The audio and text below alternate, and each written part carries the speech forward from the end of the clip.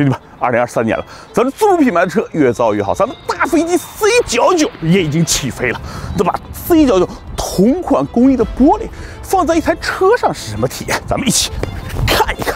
我先不说这台车的名字啊，大家可以先猜一下它是什么车。封闭式的前格栅呢，它一定是台新能源车。然后大家看这个大灯像不像超跑的那个造型？它把整体前脸设计的非常的圆润。大家看，我们把车灯打开，哎，是不是有那种似曾相识的感觉？公布答案吧。智己全新推出的智能中大型 SUV LS7。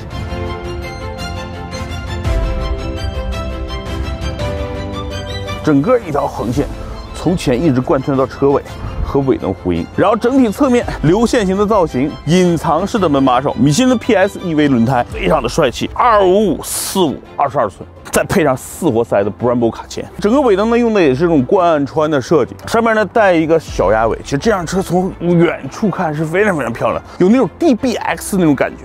SUV 重点不就是实用能装吗？大家看这个大后备箱。无论是进深还是宽度，完美的诠释叫有容乃大。同时，大家可以看，一般的这种中大型 SUV， 它的这个地台是比较高的，你拿东西其实挺费劲的。这辆车整个地台没有那么高，就很方便。我一直在说 C99的黑科技在哪儿？来，这个视野真的就我脖子抬到这儿到头了。哎，你现在睡单人床吧？对呀，单身。你那单人床你知道尺寸吗？也就2平米左右。这块玻璃2平，你就知道它整个前挡风有多大了。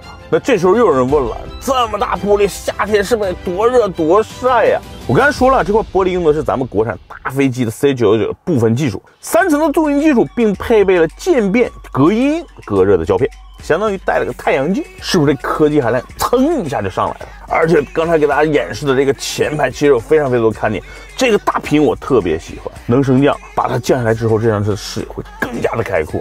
另外呢，大家看这个方向盘也会出现我们的量产版本的车型图，根据自己的喜好去选择这样的还是原来常规的。反正要是我肯定选这个，这方向盘其实能开出赛车游戏的感觉。但你记住了啊，一定要遵守交通规则。所以我说啊，上汽的高端品牌确实是比较会搞一些创新和设计。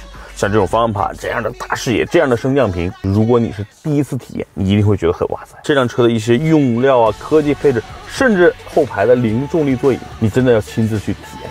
那今天呢有惊喜，也有一些小遗憾。遗憾的就是这辆车目前还没有动态的试驾的机会，所以呢留到下次。但是这辆车让我惊喜的地方就是这辆车的颜值、科技、配置，再加上威廉姆斯车队调教的底盘。会让人产生无限的遐想。4.5秒破百也给这台中大型车提供了强有力的动力。这样吧，如果这条视频点赞过5万，我就买一台智己的 LS7，和大家一起去牛背山看星空。